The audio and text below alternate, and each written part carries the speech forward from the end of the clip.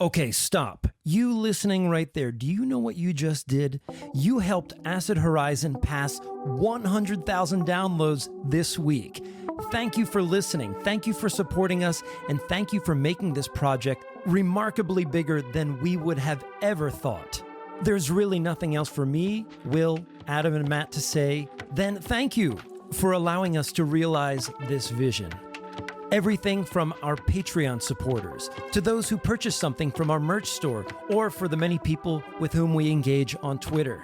Having this podcast has meant new friendships, new connections, and having new and interesting things to think about. Speaking of which, we have other episodes coming up. 2 episodes of Inner Experience, an interview with Dr. Gregory Sadler, a slew of other episodes, and a special patron-only reading seminar of Max Stirner's The Unique and Its Property happening this month. If that's something that you would like to be a part of, just become a patron at the $5 level or higher. If you become a patron at any level, you can get access to recordings of previous reading groups, as well as special readings that we put on our Patreon page. On today's episode on Yung Agamben, we have a special guest who goes by Yung Agamben. He is one of the hosts on the podcast Decode. Let's meet up with him and talk about Yung Agamben's essay, What is an Apparatus? Welcome to Acid Horizon, the Theory Podcast. Today, we are going to discuss an essay by Yung Agamben entitled, What is an Apparatus? This essay by Agamben is a conceptual analysis of Foucault's notion of the Dispositif. Folks who are familiar with this term either from Foucault's work or from the work of Lyotard or other French philosophers might observe that the usage of this term changes between philosophers. One of the things that Agamben is trying to do in this essay is not only develop Foucault's notion of the Dispositif, he does a theological genealogy of this term. And Agamben demonstrates how its importance emerges in the Western tradition. And today, we have the good fortune of having with us Yung Agamben of the podcast Decode to do the Agamben episode with us, which is an extra bonus. So, Yung, can you tell us a little bit about Decode and your involvement with Agamben's work? Absolutely. Yeah. Long-time listener, first-time caller. Really happy to be with you guys. Yeah, so we just started Decode with Cute Numina, who I'm sure a lot of you know as well. Kind of a spin-off, kind of sister pod of Machinic Unconscious Happy Hour, because we did those 7 episodes on Wicked Leotard together. So that's how it started, but we're coming out with our 3rd episode, which I'm pretty excited about, which should come out basically when this episode comes out with Meta Nomad. We had a great conversation about mainly his book, Methodology of Possession. So keep a lookout for that. In terms of Agamben, I'll just quickly say, the reason I was interested in Agamben is completely unphilosophical in that I watched the Pasolini movie, Gospel According to St. Matthew. And Agamben plays the Apostle Philip in that movie. He has a few lines, but there's like some stills from that movie, and he looked like remarkably like I did, maybe at least like 2-3 years ago when we were the same age. It was like almost a doppelganger. And so my girlfriend told me, you look exactly like Agamben when he was like 20. So that's how I kind of got into Agamben, just by the fact he looked at me. And by now I'm a big, Agambophone. Is that how you say it? Because there's Agambophiles, apparently. Agambophobe would be the haters, and Agambophile would be the Agamben lovers. Apparently it's a controversial thinker these days, Yung Agamben. People are a little scared of him, but I really think he's probably one of the best thinkers currently alive, but I have to admit, unless you're into his specific like philological esotericism, he's kind of a bore. It's very, very philological in the way he approaches everything. Well, the one thing I really like about his writing, and we'll probably get into this too, it's so methodical and concise.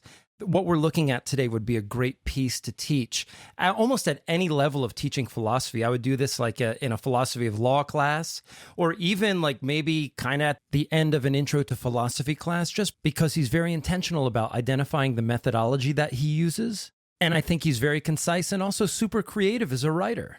And just more on Agamben as a youth, handsome young man, but also shows that no matter how good you look in your teenage years and your 20s, you can look like a sorcerer when you're whatever Agamben's age is. So with that said, Will, why don't you kick us off? What's going on in this essay, and what did you find to be important? Sure. I mean, I'll just step in and say, I actually think Agamben is a relatively attractive man at his current age. I have said that on the timeline. I'll stand by it. So, there's a lot going on in this essay, ranging from understanding Foucault's philosophical influences, his philosophical flight, but fundamentally, this essay has sort of three sections. The first is to understand the function of the dispositif in Foucault's thought.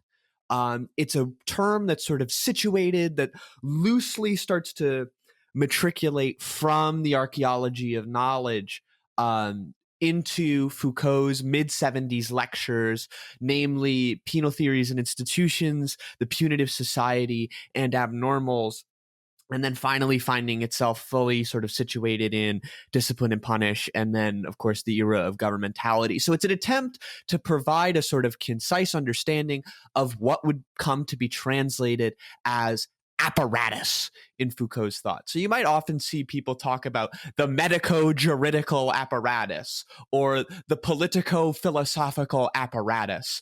And what Agamben is trying to do here is provide sort of a relatively concise definition of this term, one that starts with Foucault but ends in a much broader space, I think, than just the Foucauldian work.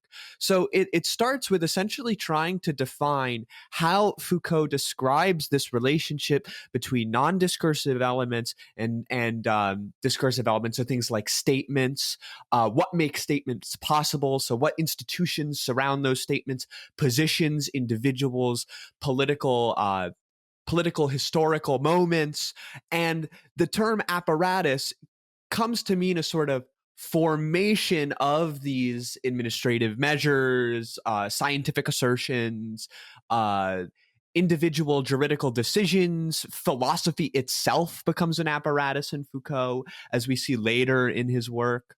And these things have a strategic function, and that strategic function is going to be inscribing particular behaviors, particular methodologies of being, particular forms of life onto particular subjects, the production of particular subjectivities, and so on. Is that sort of a decent starting point? No, that's great. In fact, I have a question to kind of kick us off too. This word apparatus is the kind of word that could easily become one of those sort of floating signifiers. Right? And no doubt. How can we distinguish between what an apparatus is and is not, either on the basis of what Foucault had said in the past or what we get in Agamben's essay here? I think what needs to always be understood are sort of two different things, which is there needs to be sort of that heterogeneous set of the relation between like laws and entities, as well as a fundamental strategy. So if there isn't a relationship between, let's say, the hospital, the patient, and medical knowledge, and we're throwing around terms like apparatus, and we've seen it before, right, in like very particular appropriation of Agamben's position on COVID, right, where like Agamben's position is blown open to mean almost anything, to the point where like conservatives can now appropriate Agamben, right, because these loose terms like even the biopolitical now, right, is a term that has become sort of an open floating signifier. And apparatus is no less guilty of this. In fact, I think apparatus is thrown around in Foucauldian scholarship, I'm going to use a very technical term, rather willy-nilly.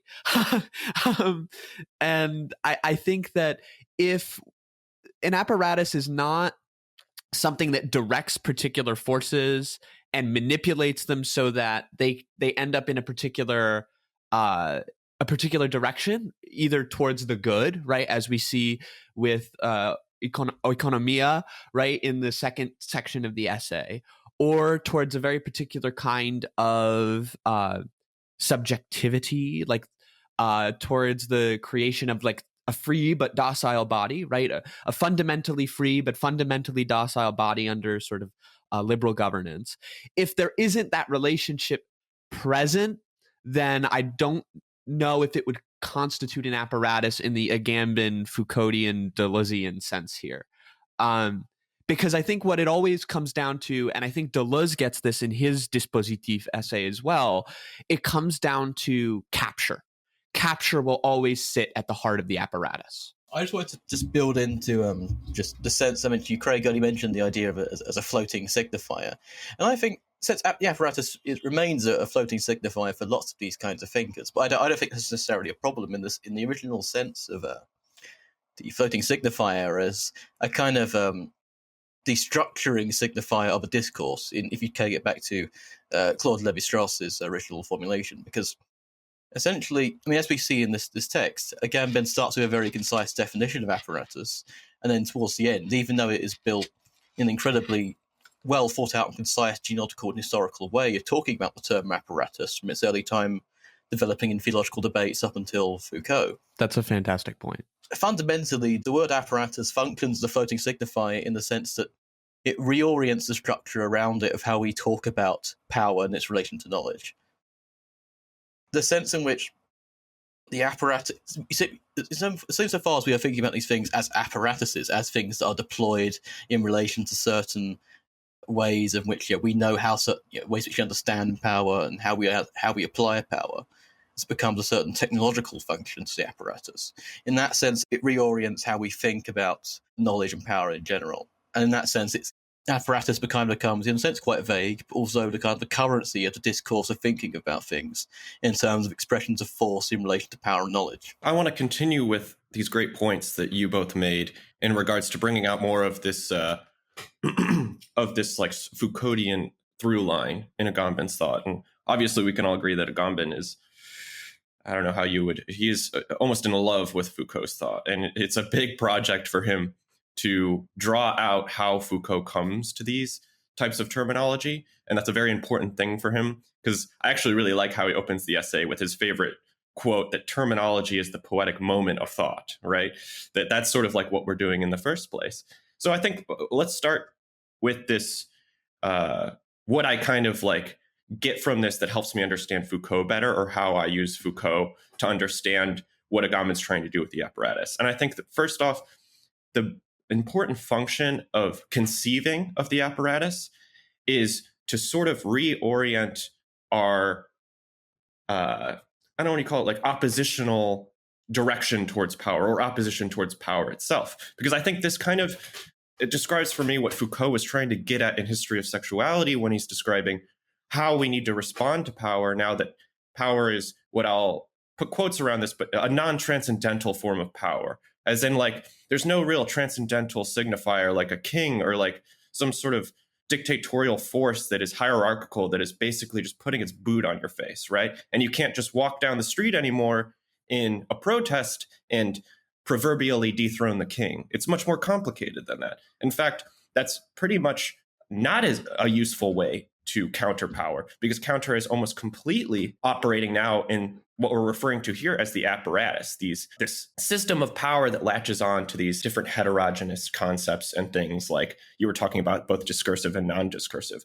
So when we're thinking about what the apparatus is, for me, there's a political stakes here in what does it mean to counter an apparatus? What does it mean to provide some sort of opposition to the constraints that an apparatus is seeking to superimpose onto your subjectivity? I think this is one of the challenges that kind of remains at the end of this essay. Agamben suggests that we're very deeply implicated in these apparatuses as living beings, to the point of being agents of their own reproduction.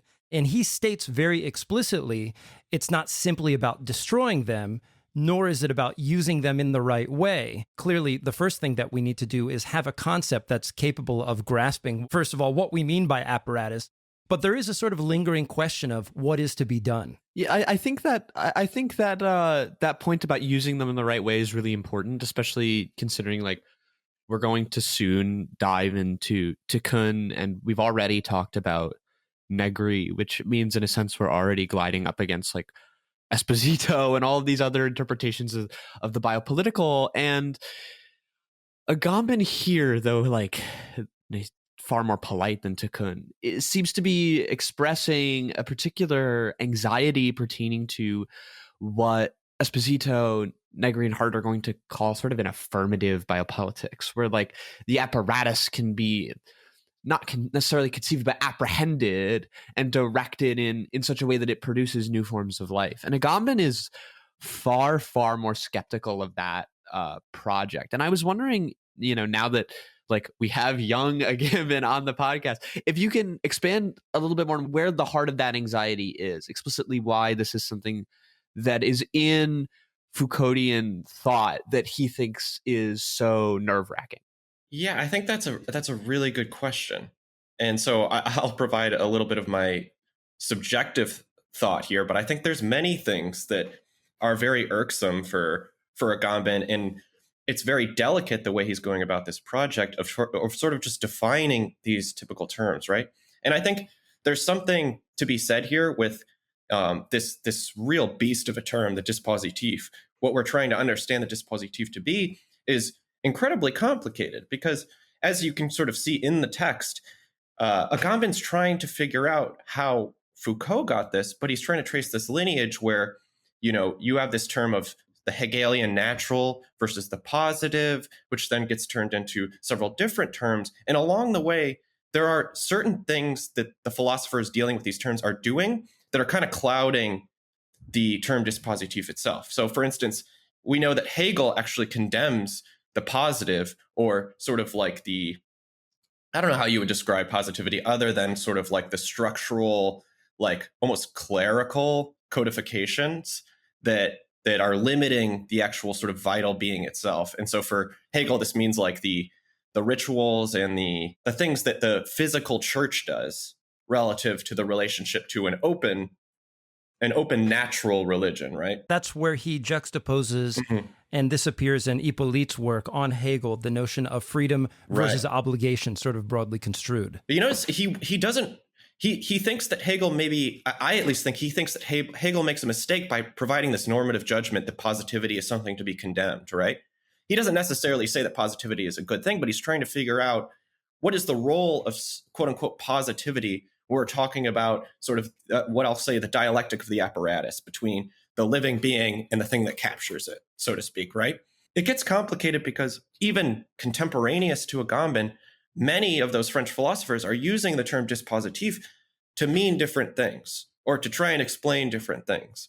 Even Lyotard uses dispositif in almost a completely different way, in that he actually reaffirms positivity. He reaffirms the apparatus as sort of a way to redirect desiring production towards certain things, right? So there's actually this complete disagreement, both historically, I think, and contemporaneous to that French post-structuralist school who's trying to discern what the dispositif is, that Agamben is literally trying, I think, to etymologically and conceptually clarify, to a certain extent, this term that is loaded with stakes for the French post-structuralist movement and for that kind of theory in general. The Hegel stuff is absolutely brilliant in terms of the linking up with, as I'll probably have to get into it as explaining to Hegel, the stuff on the Church Fathers that Agamben presents.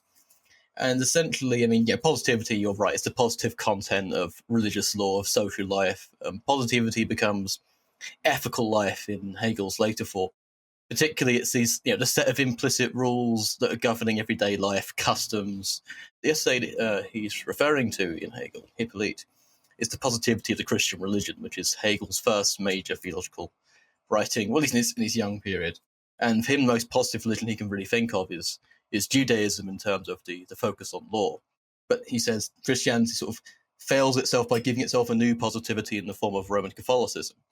Of course, he undermines this again further on in The Spirit of Christianity and Its Fate, where the positivity undermines itself insofar as it tries to constrain the raw flow of subjectivity in its own development.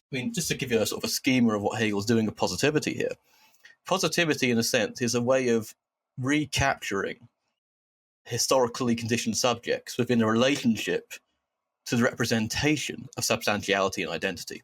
Positivity is literally that which is posited to fill in this raw gap of the void of the subject, this night of the world you can see in every human eye, and realigning them back into the identity of God the Father, the representation of substantiality as such, in which they all partake. And you can see it's problematic coming up again in Althusser in terms of partaking in this grand subject that we are called to partake in as God the Father, as part of the holy community. And what Agamben does, which is so brilliant here, is he puts this original positivity, this attempt, into the formation of the apparatus itself in the Church Fathers. So particularly regarding Church Fathers, there's a debate at the onset of early Christianity in terms of Trinitarianism versus non-Trinitarianism.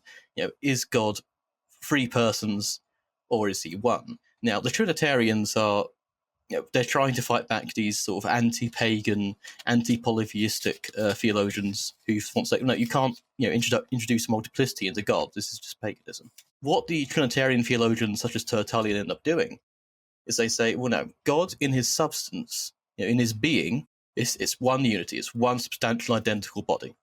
But in his acting, in his governance of his own house, in the Greek term oikos, his house, the economia, so where we get the term economy from, he is divided into three people: the Father, the Son, who does most of the work, hunting, gathering, etc., shepherding the humans, and the Holy Spirit, which I guess is sort of the structural principle of the family totality itself. And it's here we get the notion of apparatus, really, in this economy, which comes in to divide being and acting, such that every Christian subject is replaced in relationship to the substantial unity of God the Father through the mediator of Christ.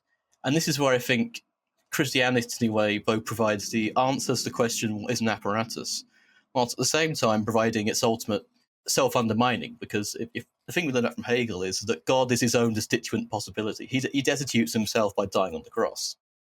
And this, I guess, gets into the wider questions we have around representation, the validity of representation, and gets to the heart of power from the original conceptions of Western society itself. I'm just rambling how much I love this essay, but you can sort of see the historical trajectory that Agamben's pointing out here.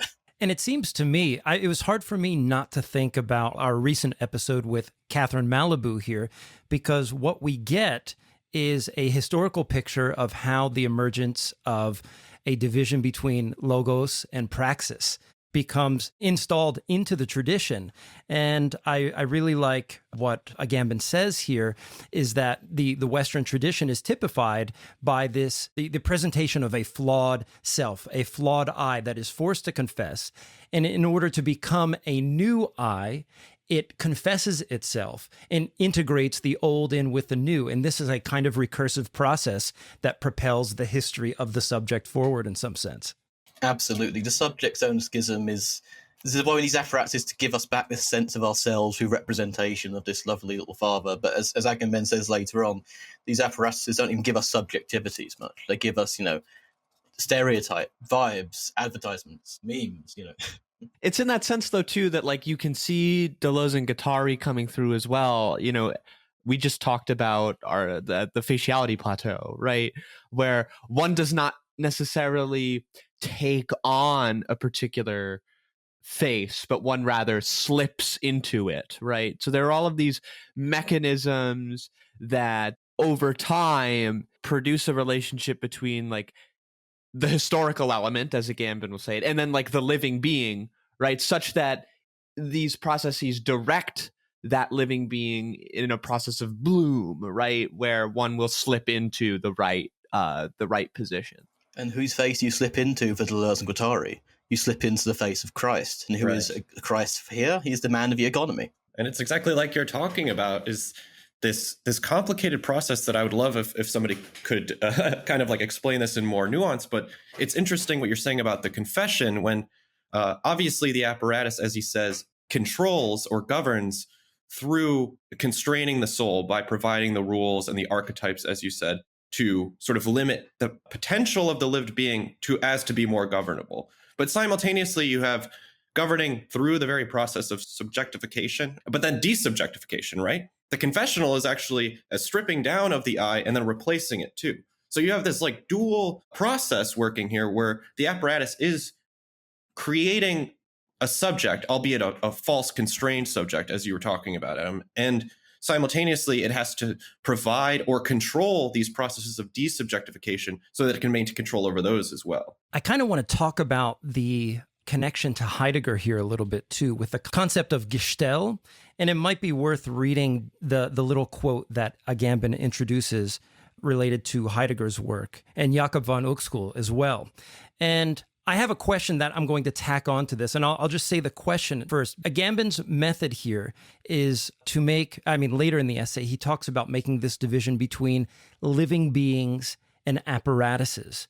And I'm wondering, or at least I'm left to wonder, to what extent is a notion of subject or subjectivity sort of presupposed even in Agamben's formulation here? And maybe that's something that we can kind of work on. It's kind of a worry for me, I guess you would say. And one of the things that's on my mind is Deleuze's essay, Instincts and Institutions.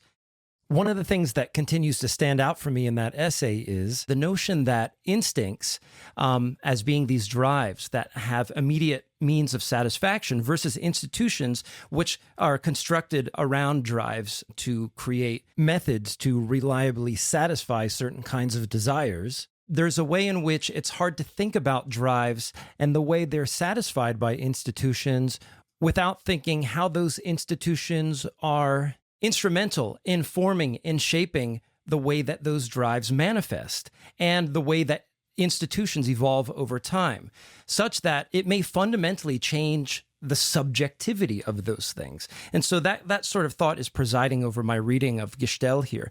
The quote that Agamben pulls goes like this: "What is Gestell? For Heidegger, it is the gathering together of installation that installs man, that challenges him to expose the, and I underline this, the real in the mode of ordering." So then, of course, I went on to compare it to Deleuze's work. And I'm wondering to what extent this question of what is to be done is impacted or possibly contaminated with the notion of a whole subject prior to us understanding the relation between living beings and apparatuses. And Will, it sounds like you want to get in there. Yeah, I think like the answer though is in like Deleuze's, we can call it like kind of an ethology, right? Like where he's going to take Hume to sort of strip back. He's going to have the professor I know described it this way: he's going to have pre-modern solutions to modern problems, and the answer there is precisely in the ethology, and it's in this essay too, when Agamben sort of has that joke about the homo, right? That defines our species as being the fundamental mistake, right? Like we accidentally tripped over this apparatus and shit, now we have all these problems, right? So in fact, I think it's the reverse. It's that we have these instincts, but a unified subject does not start to manifest until the institution starts to, this is not the right word, and Deleuze will ping me for this really hard, but until they start to contextualize them in a very particular way.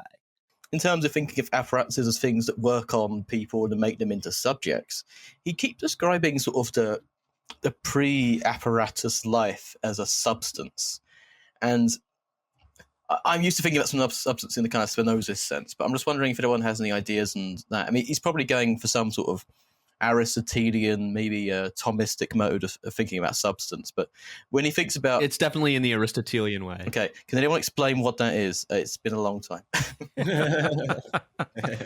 you edit that? Adam, I think your question is very close to mine in the sense that one of the things that seems to be operating underneath the surface here is this notion of either a form of life or the notion of bare life, something that remains unexpressed, or I like to talk about it in terms of repressed intensities, things that maybe are not able to manifest in virtue of this occlusion by all these apparatuses.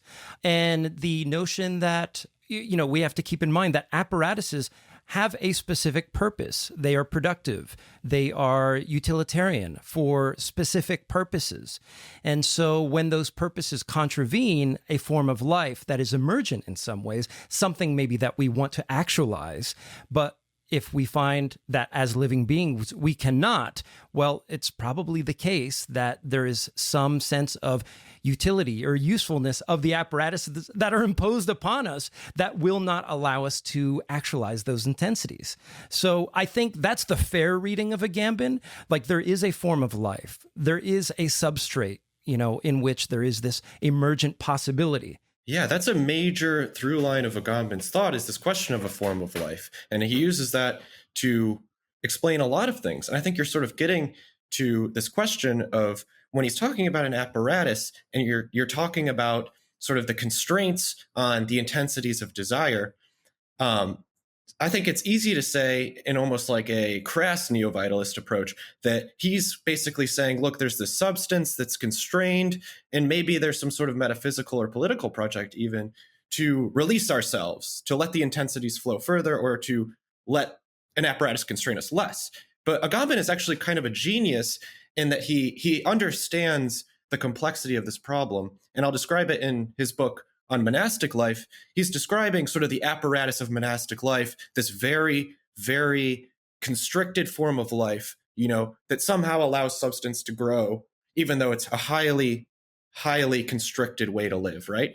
And then he provides the example of the Abbey of Thelema, sort of the Thelemites, who their idea is like, well, these are so constricting, let's just let our desire run highly intensely and, have as much sex as we want, engage in whatever desire we want. But Agamben proves that the Abbey of Thelema, the way they had sex, like the way that they engaged in sexual intercourse and with these intensities, was actually highly, highly disciplined, right? You can think of like 120 Days of Sodom, like all of these very complicated. It's what he proves is this is actually another apparatus, perhaps even more constricting than an apparatus that appears to be less constricting to substance. So there's this like nuanced problem of, it's not about just throwing off an apparatus, because you always have to have some sort of apparatus, right? And it might just be language. Agamben says, like, we've been captured by language from the beginning. I just want to say thank you, Yung, for having the first Aleister Crowley mention of the show in its entirety. I had no idea you read about the Abbey of Thelema in that book. So, okay, I'm speeding up my reading schedule now. But there's quite like a cant of Exard thing to that, isn't there? When it comes to the discipline of the Abbey of Thelema. Because the only law that they're meant to have is, do what thou wilt shall be the whole of the law, love is law, love and the will. But of course, there's always that little slightly ever so Protestant catch, is that, well, there's a true will that you could be doing, and then it's laxity, in the laxity of the law, it's also incredibly stringent in terms of, you do what Uncle Al says is your true will, such as, forcing someone to, content warning, drink cat's blood until they die, sort of thing, that sort of stuff. But that's an amazing example of an apparatus. I mean, yes, there is a sense in which with the monastic life, he thinks of the rules, the rule of Francis, the rule of Benedict. It has this amazing relationship between form and content. But at the end of the day, it is an epistemically grounded form, because it's meant to be, based on scriptural, not simple scriptural basis in terms of the hermeneutic tradition of reading it, as well as in the moral prescriptions of that scripture itself. That's a great example. Yeah, and this is sort of similar to what Foucault ran up against in the late the use of pleasures is written over the course of 10 years, so it's got different research periods, and that manifests quite obviously when you read it. But like, this is sort of the issue that Foucault ran up against with a lot of like American historians of sexuality, British historians of sexuality, like Kenneth Dover, and then David Halperin's 100 Years of Homosexuality, where the representation of Greek sexuality that they present is, they start with the fact that like the sexual act was not perceived as an evil in ancient Greece, especially like in these texts like the Laws, Republic, and so on. And that it wasn't a ground for what Foucault would call moral disqualification. But instead, there's an immense anxiety surrounding how sex is to be deployed, how it is to be had. So even though, the way in which we understand sex today, if we apply such a framework to ancient Greece, there seems to be this discordant relationship. That does not mean that they weren't deeply concerned about the way in which sex exists as a practice in that social space. Because in fact, in texts like Laws and Republic, you see an immense amount of regulation as to how sex is going to be had. In Aristotle, you see a remarkable amount of literary energy spent on disclosing how the sexual act bleeds into the subject and then into the political. I think that lines up perfectly well with the point about the Abbey, insofar as these are actually mechanisms of regulation. And then this brings us to another issue.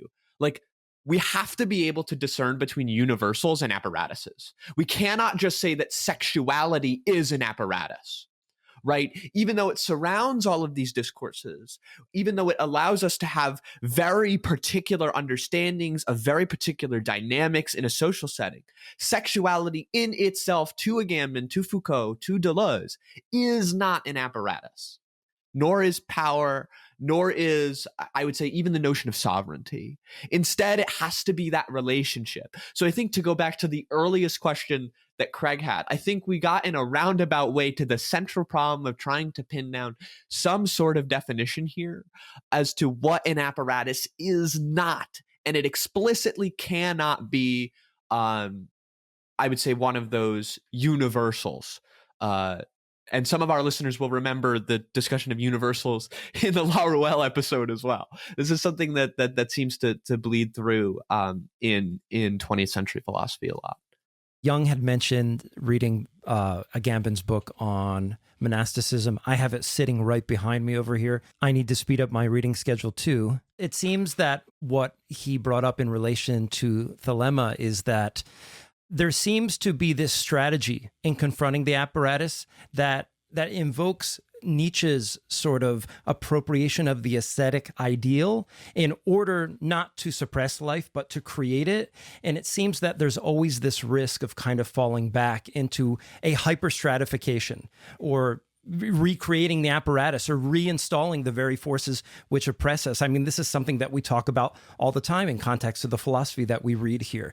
But maybe this is a nice point at which to pivot to the notion of profanation, which is the sort of practical program of Agamben's ethics here. And maybe, Yung, you could come in and tell us what profanation is. Yeah, profanation is an interesting concept here. Agamben basically describes it as the profane is something that is sacred, that belongs to the gods, so to speak, but then has been taken back and used for some sort of human purpose, used for a human utility. So profanation is almost this, I don't know if you could call it even like a Promethean stealing of what used to be considered sacred.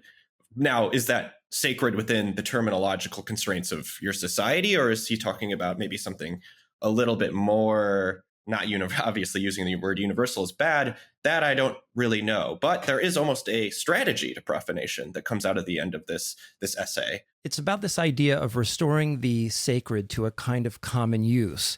And I was trying to think of what some examples of this might be. I think, Yung, you were very apt to point out that, we can talk about this in a sort of theological way, but clearly Agamben has in mind our imminent political reality, right?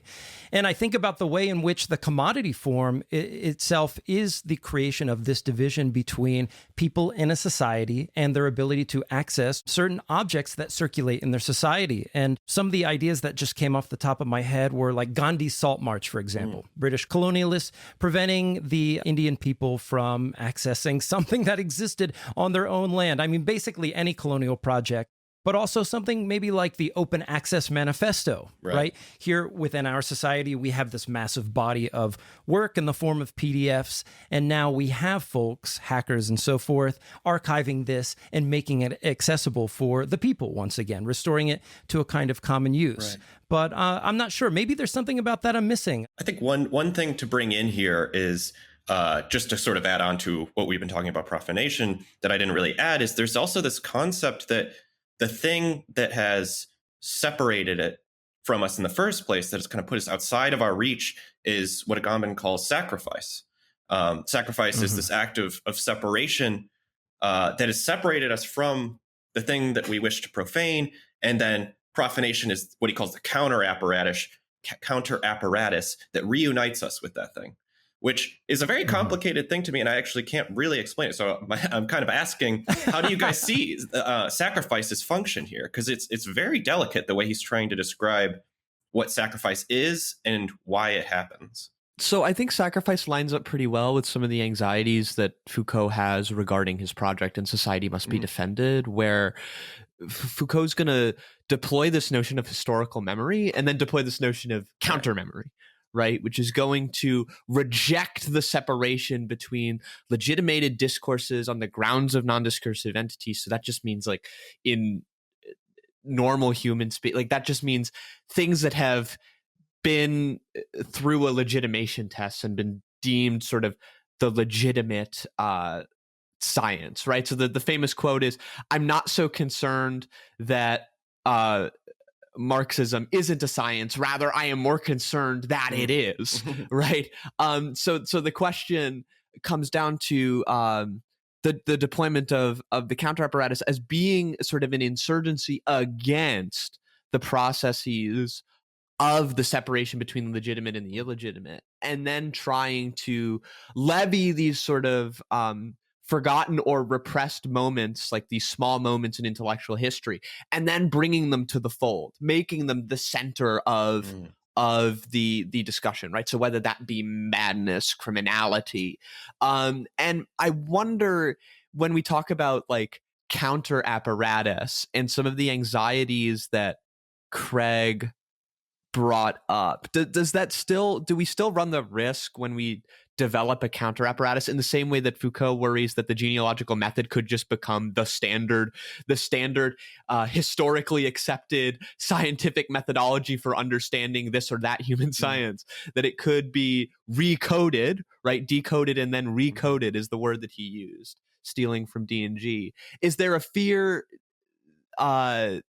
that this counter apparatus could have the same effect as, say, a Nietzschean neo-asceticism or something, right? Like I've always wondered when that anxiety isn't first and foremost present in the way that, say, it ends up being in Deleuze's Societies of Control essay or in Society Must Be Defended. Like, what are some ways in which we can, how do we differentiate this from just the Negriist approach of we just need new apparatuses or better apparatuses?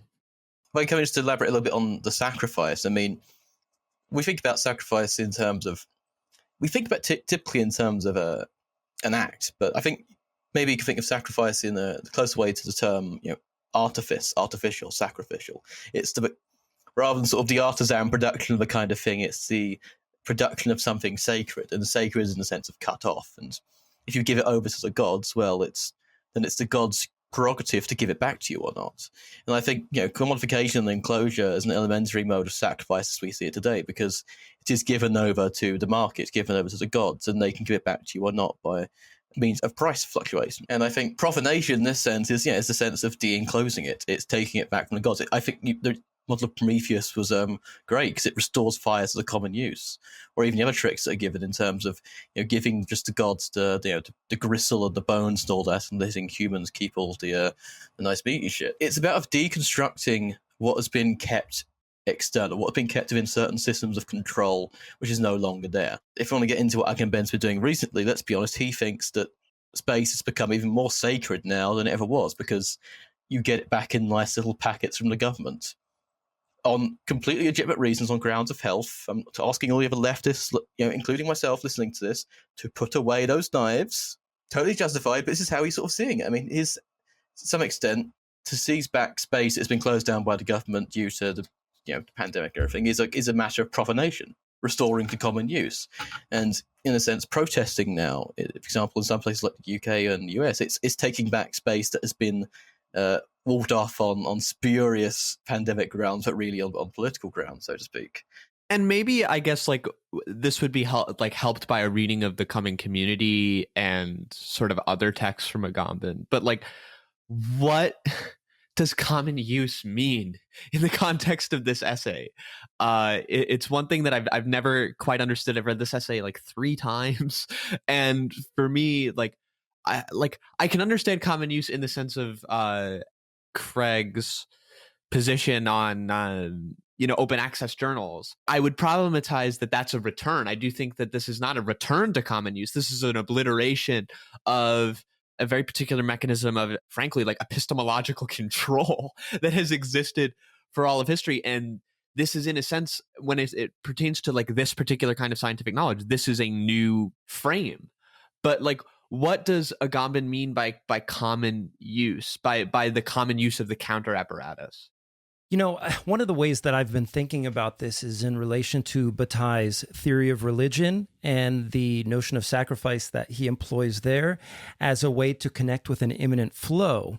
And so, just envisioning this sort of tableau of the goat up on the altar and the high priest raises the dagger above it. And in this moment, the eye of the priest and the goat meet, and there's this sort of instantaneous reconnection with the bare life that the instrumental reality outside of the sacrificial tableau does not have.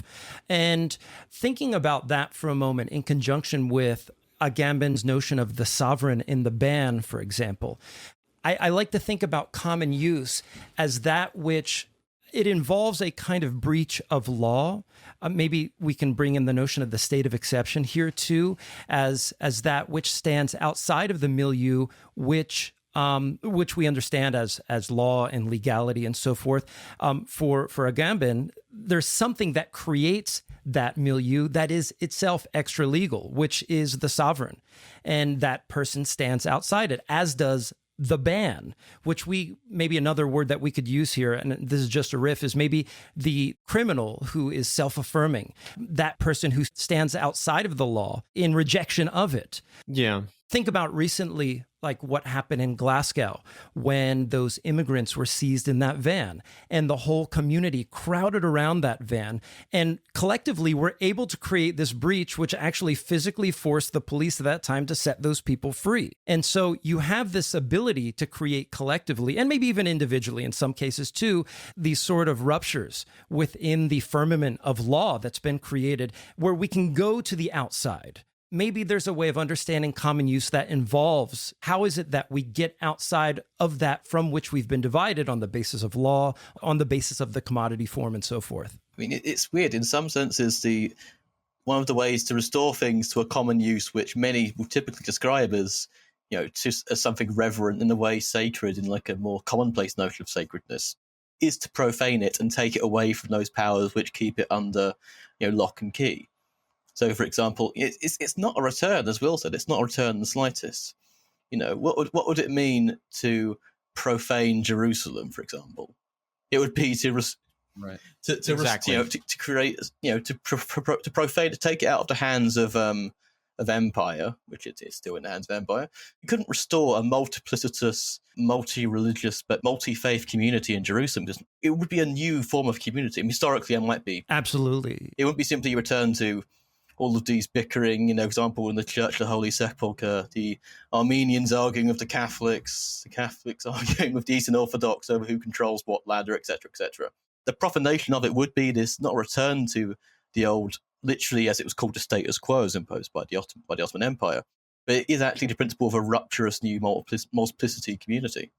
Which brings into question, like when we think of any kind of religious conflict, and not to think in universals here, but to understand that, such a conflict, and I'm not thinking only of Jerusalem here, that claimants to any specific land, tradition, or history that involve this sort of imposition of a tradition and exclusion is going to almost always involve the reindoctrination or the reinstallation of a law. Is it going to be this law or that law? But to create a kind of pluralism or a society in which we can exist on a basis outside of religious dogma or religious doctrine is going to require some kind of rupture that is going to create something entirely new. And this is the challenge here. We're not talking about rupturing a specific law or a specific set of doctrines.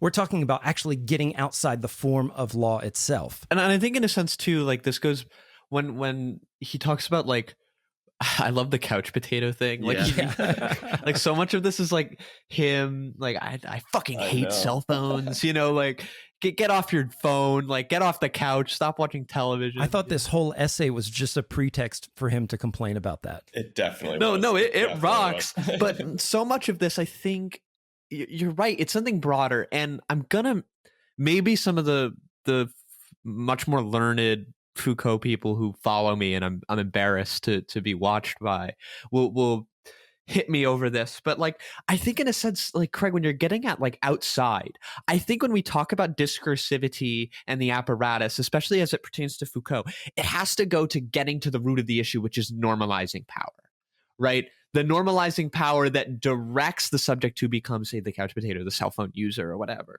And I just want to read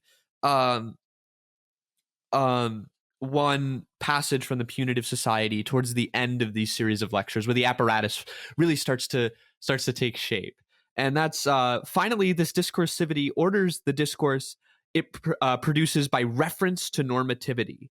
The individual is always described in terms of his possible or real divergence from something no longer defined as the good, perfection, or virtue, but as the normal. This norm, which we know full well at this time is not necessarily the average, is in a way not a notion, but a condition of exercise of this discursivity within which sequestrated individuals are caught.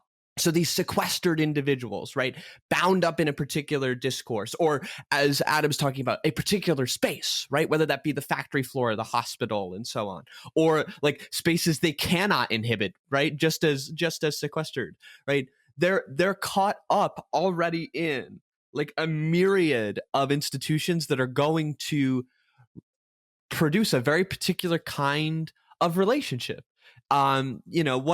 One of the things that was at the center of Deleuze's, Foucault's, and everyone else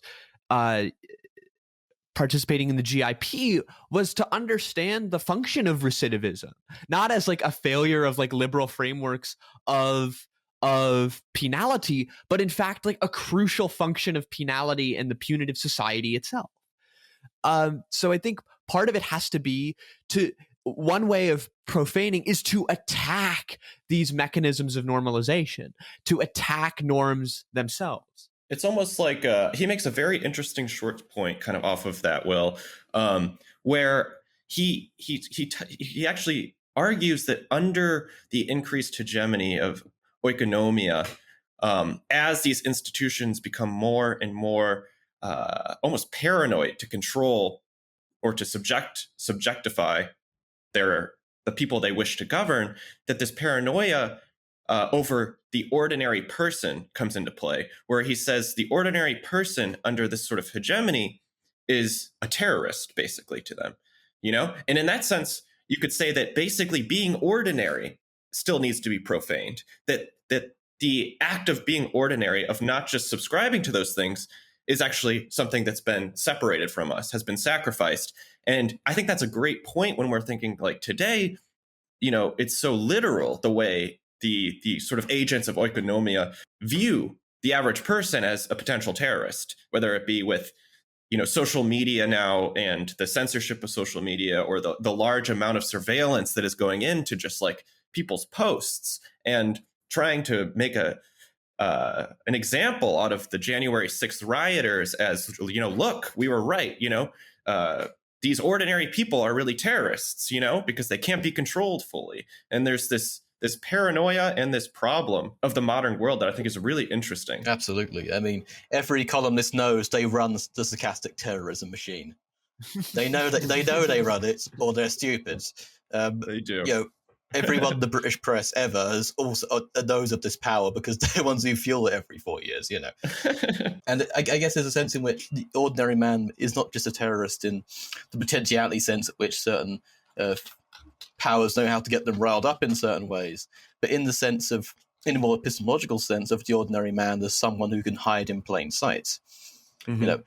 The ordinary man can be quite conspiratorial insofar as there's someone who isn't too easy to recognize because they're everywhere. It's almost like the sort of like I do it on my stuff inocularity. It's if you can hide in plain sight, then it's very hard for them to recognize when you're doing something out of the ordinary. I have a brief anecdote about that in regards to Foucault, these evasion of various epistemological apparatuses. I had a professor who got his PhD at Berkeley, And in the 60s, and Foucault had come to speak to the history and philosophy department, and he went to go see both speeches. And so at the history speech, he gives this speech, and the historians are like, some of this stuff seems a little, not historically, accurate or according to our methodology. And Foucault would go, you can't blame me, guys. I'm a philosopher, And then he went to the philosophy department, and they're like, this isn't as philosophically rigorous as it should be. And he goes, well, you can't hold that against me. I'm a historian, I love that. The evasion of the apparatus. Foucault is probably the best at it. And that's sort of the brilliance, I think, of these thinkers like Agamben, Foucault, even Nietzsche, right? Nietzsche's not quite an anthropologist, not quite a philologist. Foucault is not quite a sociologist, not quite a philosopher. Agamben is not quite an archivist of theology and not quite a political theorist. And the thing is, they are, in a sense, participating in the sort of insurrection of these systems of knowledge that needs to occur in order for the normalizing powers that accompany these discourses. Well, I think too that's one way, or one facet of thinking about the critique of values and the way that it manifests in these discourses like Agamben and Deleuze and Gatari and so forth, is that we get to surf along this membrane that connects these discourses and a very new kind of discourse. And that's what's very enlivening about these texts and illuminates these dimensions of our society and our thinking that have not been hitherto discussed or thought of.